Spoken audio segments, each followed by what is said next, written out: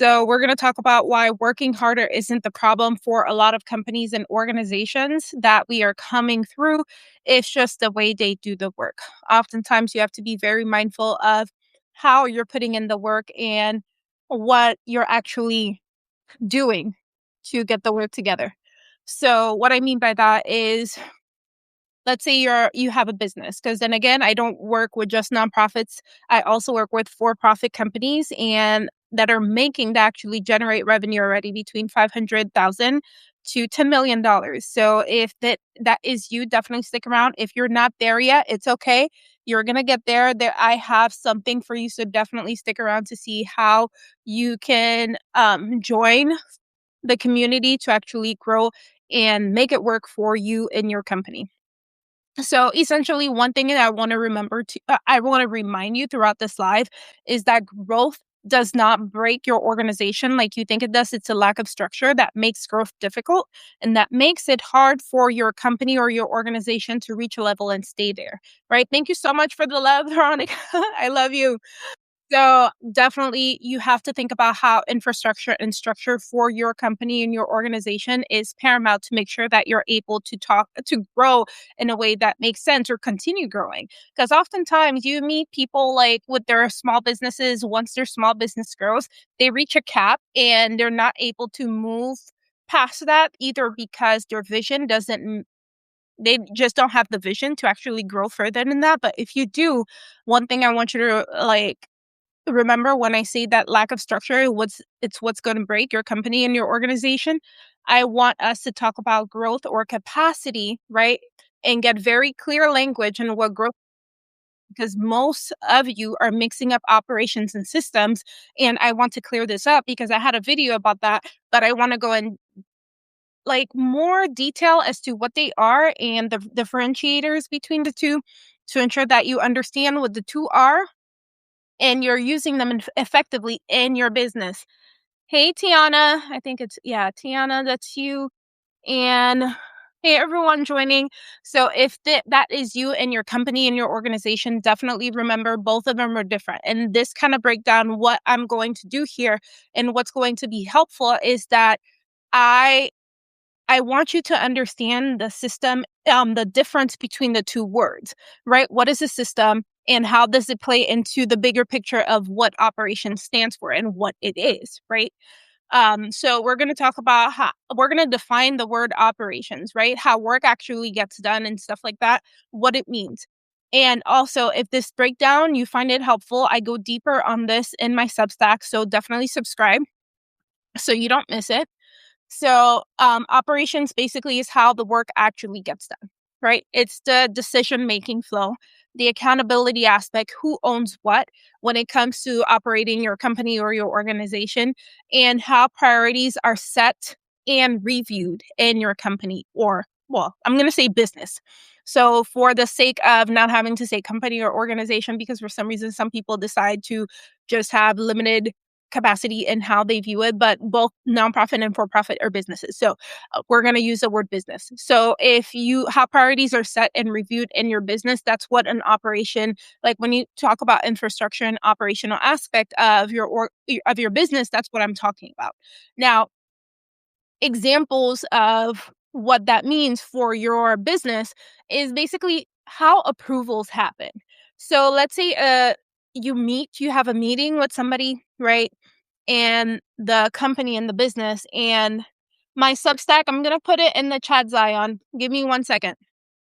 I'm going to get in, put it in the chat. Just give me a hot minute. I'll get it on this computer and put it on there. So when you think about how approvals happen, let's say you have a meeting and the person is asking you to make a decision, right? But you're stalling on that decision and you're pushing the person further away because now you have to make this decision and you don't know what to say, whether or not you can make this approval, whether or not you're the right person for this or what's happening.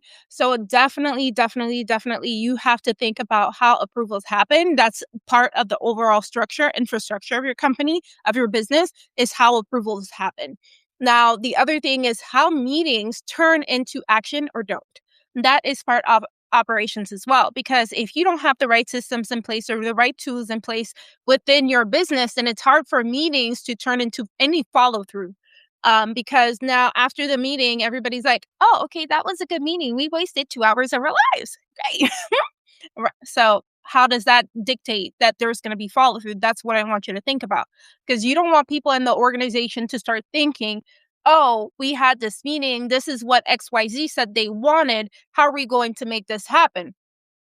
And y'all, if you see the back of my dress come down, is because I can't zip the back by myself. So I'm just going to say that that's a rough part. But anyways, TMI, but it's just, I'm becoming self-conscious about it. It keeps showing, but I'll find my neighbor to zip it for me.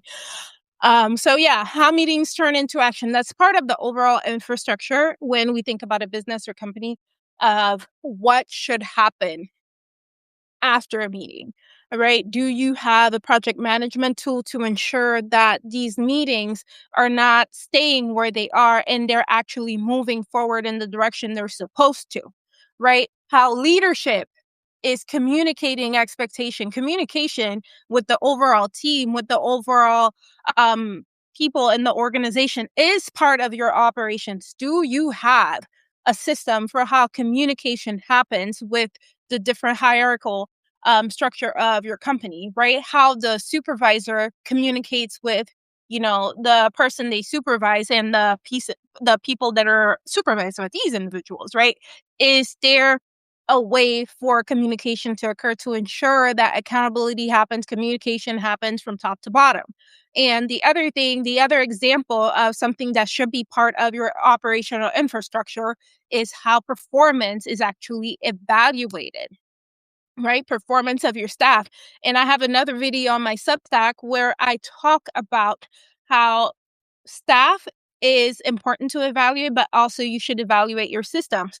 Like, do you look at the different systems in your company and your business to make sure that they're working for the purpose that you have them? So let's say you're onboarding staff and you have an onboarding system, right?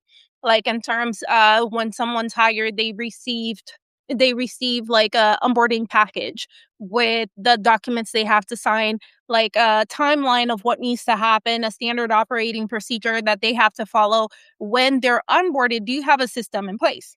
Because if that system is in place and that person is still having a hard time from the time they start to the time that they leave the job, that they exit the company, the business, then maybe that system wasn't working. So you need to evaluate how that system was performing to ensure that it was doing the job that it needed to do. Okay. And one thing I want you to remember, operations live in people, decision, and structure, not software. So the software that you're using might be a tool to support the operation, but that's not what operational structure or operations is. It's the people, it's the decisions, it's the structure of the overall business. That's what operations is. So hiring more people does not equal better operations, because that's the one thing I want to make sure I make clear, because just because you hire more people does not mean your operations improve. Because let's say you run a restaurant, right? And the restaurant is very good and you have 10 people on staff and you're thinking these people are overwhelmed.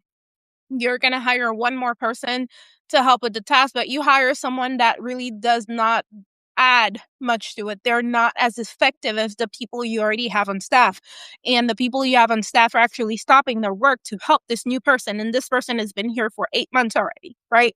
So it does not mean hiring more people equals better operations. I want you to also take the time to look at, thank you, Alicia. Thank you so much.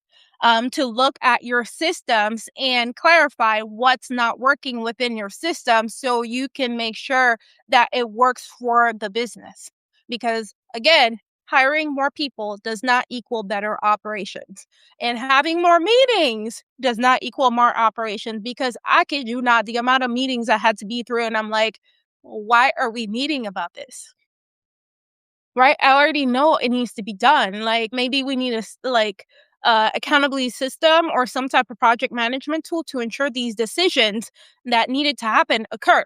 So more meetings do not equal better operations. Just because you have more meetings with your board does not mean more things are going to get done. It just means that you're taking more of their time and nothing's happening.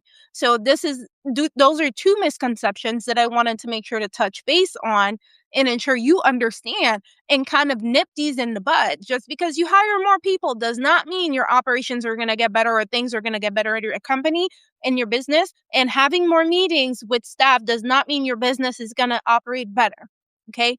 And that's where a lot of people make it confused. They think systems are operations. They're not. So all these things may be part of the systems, but it's not the overall way that your business operates. So we need to think about that. And I'm going to define systems for you to see where the differentiators are. Systems in plain language will be like these repeatable processes that you're using that you have in place in your whole business that supports operations. So think about the repeatable processes or the sales activities. So if you've taken a coaching program, a business coaching program, a lot of coaches that I've met, like maybe 4 years ago, that I was part of their cohort, they had some type of systems for sales that we needed to follow. And what that included was that daily revenue generating activities that we needed to do every day to ensure that sales was happening, that revenue generation was happening. These are examples of systems, repeatable processes. So sales activities, these are repeatable processes that support operations. So adding people every day to your Facebook, especially if you're using social media to market and actually get clients, right? Adding people every day, DMing people every day. These are repeatable processes. Having sales conversations. So it's people often see certain systems as annoying because they don't understand. And I will credit Coach Jay, Veronica, for like saying this a few years ago. Business, when it gets boring, you just have to keep going because sometimes it will get boring because sometimes some things need to be repeatable.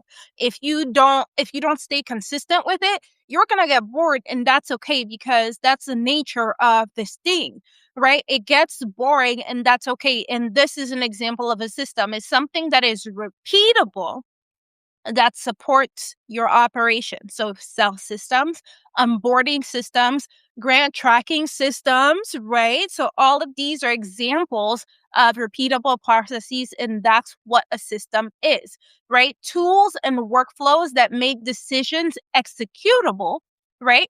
Those are examples of systems, tools, and workflows that you use in a particular system.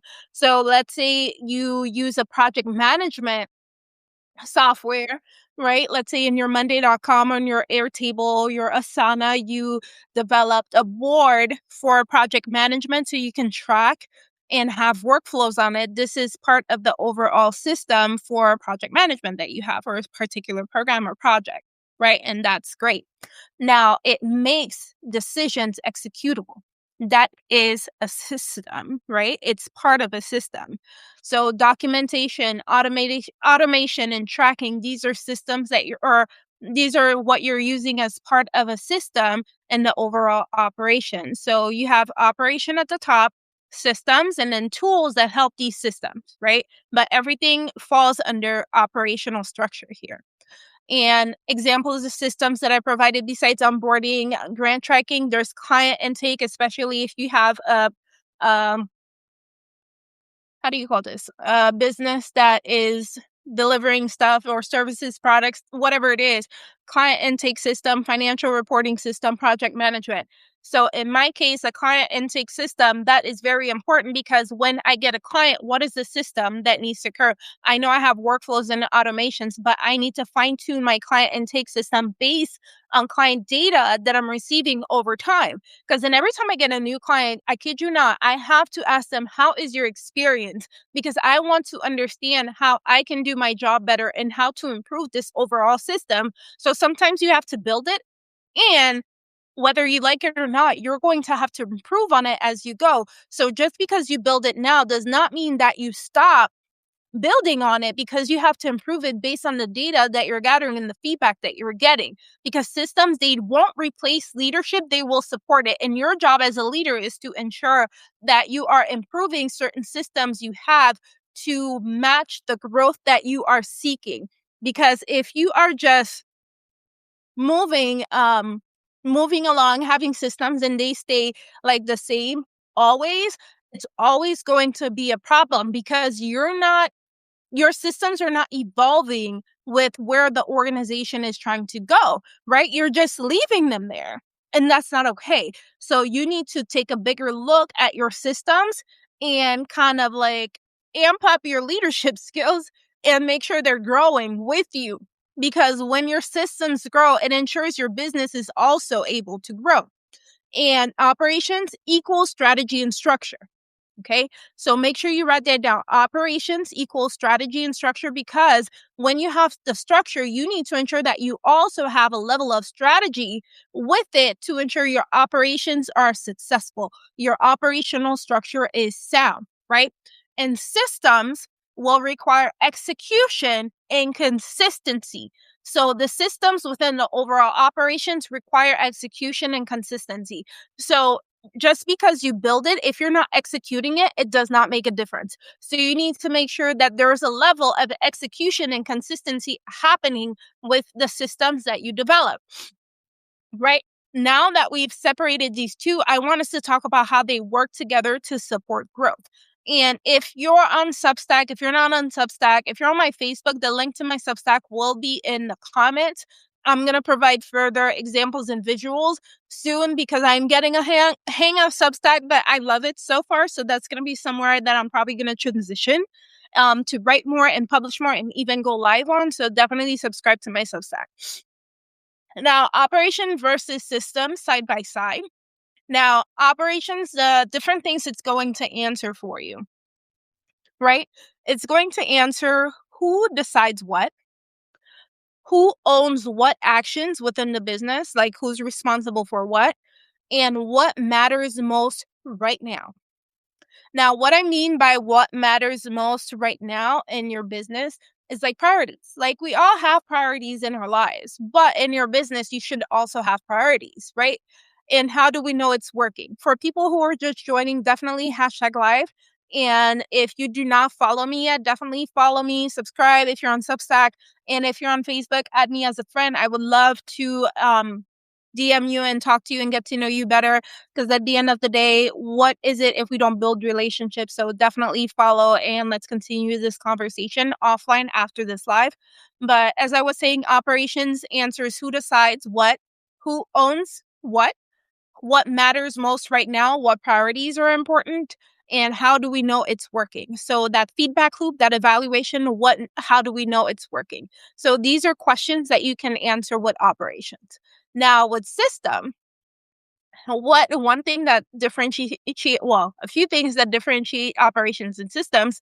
A system will be, how does this repeat, right? Is this repeatable? And where is it tracked, right? And who updates this, right? And what happens if someone leaves? That's why you need systems.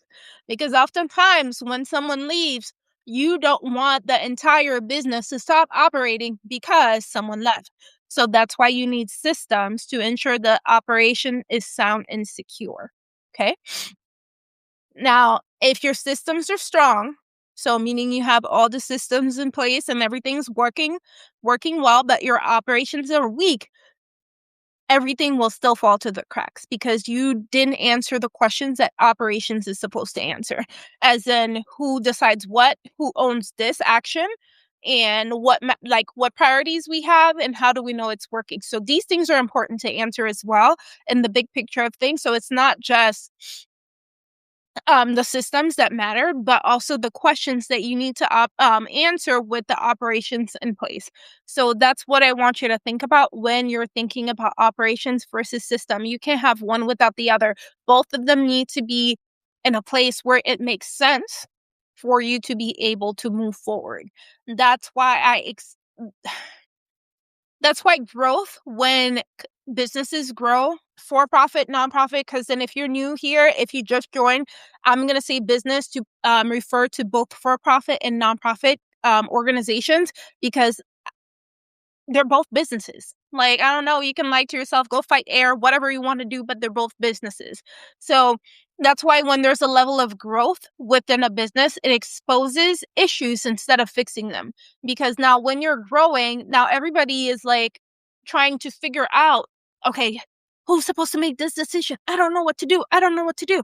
What's supposed to happen? That's because there was an issue within that was not fixed. So when you're growing too fast, you're making more money, you have more clients. I don't know if you've noticed, there are some businesses out there at one point they start making more money and they're like, "Oh, we get a lot of clients," and that's only one person, right?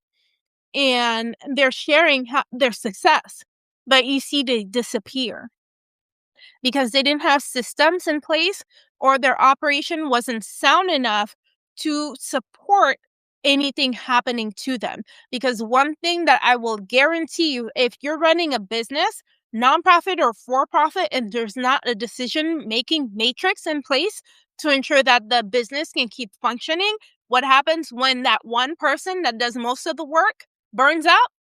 Everybody burns out and the business crashes. Okay. So you need to ensure your operational infrastructure is in place. Systems are in place to ensure that this does not happen.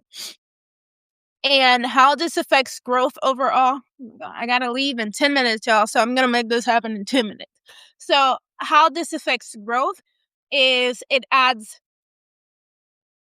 when you add volume, you add complexity and you have pressure to decisions and more clients, more money, more problems, right? That song more like when they said more money, more problems, they weren't kidding. So when there's growth, there's more. It's like you put a lens or magnifying glass on certain gaps that existed within your business.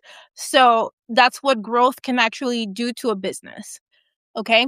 Now, things that usually break first when there's no structure in place is communication. Because now, imagine waking up and you have about 30 text messages, like 120 emails, and everything is coming to you at once, then there's going to be issue with communication. It's going to start falling apart because now you're going to feel so overwhelmed that you're going to miss a few things. And that's why communication is usually one of the first things to break when there's no structure. Accountability is the other one, because if communication is failing, then you're going to not see certain things falling through the cracks, and some people are not going to be held accountable for things they were supposed to do, or some people don't even know they're responsible for that. So accountability falls on the wayside. So all of these things are things you need to consider. And the other thing that happened, let me refresh this Facebook. The other things that happen with this specifically is that timelines also get all crazy, right? Morale and the bandwidth of people on the leadership team also go down because now they're doing so much, they don't have the bandwidth for little things that you thought you need, well, that not you thought that you need help with. So growth doesn't actually create problems. It can actually reveal existing problems. Maybe these problems were already there, you just didn't know because you were so busy doing other things that you didn't notice these issues. So that's what I want you to keep in mind. And I know I've mentioned capacity a few times in this live. So we're going to talk about what that looks like, right? Where most businesses misjudge themselves and what their capacity is.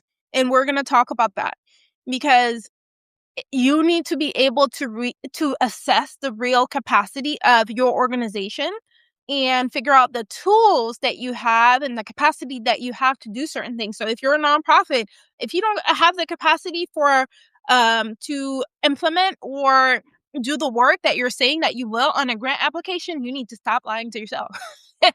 You need to stop lying to yourself and really understand what your actual capacity is. If you don't have the capacity, you need to put in the application or whatever you're doing, your plan to build your capacity to make sure you have the capacity to deliver on these things. Because I've applied for grants before where I had to make a hiring plan. Like, this is a timeline. This is when we plan to hire.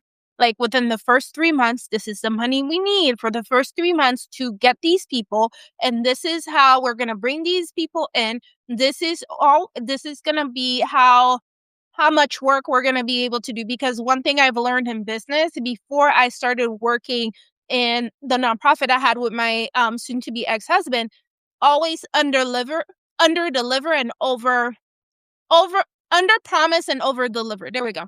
Under promise and over deliver, because I like to under promise. And then when the grant reached its end, they were like looking at the data, you over delivered here. We want to give you that money again. So under promise and over deliver. So you have to assess your real capacity and really become honest with yourself as you're running this business to know what your capacity is. Because if you do not, it's going to make it hard for you to deliver consistently, right? And to define capacity, it's a business ability to deliver consistently without burning people out. So that's just plain language. That's how I would define it. Delivering consistently without burning people out. Do you have the capacity for that? Right. Now, capacity is not how passionate your team is, right? It's not how long people are willing to work, because if people have to work overtime to do something, you don't have the capacity for it. I'm sorry. So look at their actual hours and their actual time spent. Do they have the capacity for this? And it's not how much people care, because I want you to look at what capacity is not. Because somebody should not have to work overtime to deliver on something. That's overextending the person. That's not an example of actual capacity, right? So real capacity, what that looks like, it's clear roles. Like, are the roles clearly defined here? And do we have clear workflows of what happens? Because then I like to tell people that workflows, I ask my clients to come up with a journey. What's supposed to happen from start to finish once they have a person that comes in their doors, right? Or once this happened, what's supposed to happen from top to bottom? That's an example of a journey for me. And I translate, like in our business, what we do is translate the journeys into workflows for our clients to ensure that they have appropriate systems in place, right? So what capacity also is clear expectations and clear decision paths. So all of these things are examples of what capacity can be, right? And burnout is usually a systems issue before it's a people issue, because if your systems are not working in the way they're supposed to, then people are going to start burning out. So when you see that things are not working out and people are overwhelmed and people are not doing their job, you need to start evaluating your systems, okay? Because that might mean you don't have the capacity for the work you think you do, and you're just burning people out because you don't have the right systems in place. So how do you actually start fixing this without overwhelming your team? That's the big question that you need to start asking yourself. Now, you need to start with a few things. And a few things that are important is to make sure that you understand decision ownership. Who's responsible for a few decisions that need to be made, right? And you need to document what's repeatable and what's repeating itself in the business. If you have a program that you're implementing in your organization, nonprofit, what is repeatable within this program that you can actually make a system. So if it's client intake or whatnot, do you have a client intake system?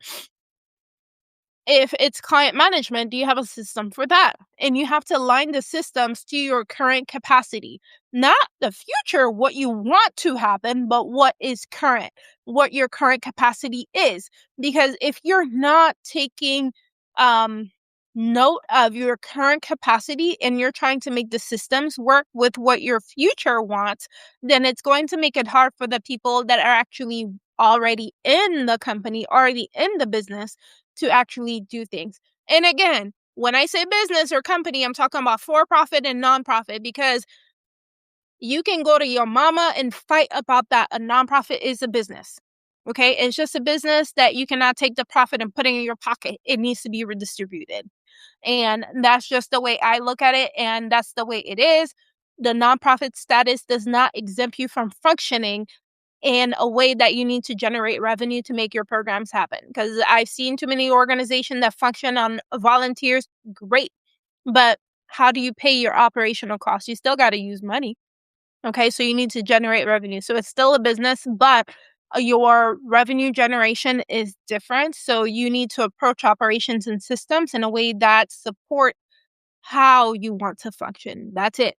Okay, I'm not gonna fight with you. I ain't got time for that. I got two boys that try to fight with me every day. I ain't got time to fight with people on the internet because I just boop, block. Okay, just letting you know that right now. Um, and oftentimes you don't need more tools. You need alignment to make sure that your systems are aligning with your current capacity, right? So think about that and really consider these different things that I'm talking about. And I know I said I had to go in a few minutes, in 10 minutes. It's about that time. I have to get it together and start heading out. So don't forget to subscribe to my Substack. And if you are interested in working together so I can help your organization, your company, your business come up with systems that work in your overall operational structure, definitely book a consultation with me. If you click the link in my bio, you will see the link to book a consultation. And we can definitely talk because I'm opening more Wednesday slots because Wednesday is going to be my dedicated day for consultations, Wednesdays and Thursdays. So go ahead and book a consultation for the next few weeks, whatever works for you in your business. And we'll talk a little bit more about how that looks like for your business essentially. And with that said, I'm going to go. And if you're on Facebook or Substack, please feel free to ask questions in the comments. If you're on TikTok, go ahead and hit the follow button and follow me on TikTok so we can make sure that we stay connected. And I'm going to slowly but surely turn all these different things off. And I hope everybody has an amazing Wednesday. Bye, y'all.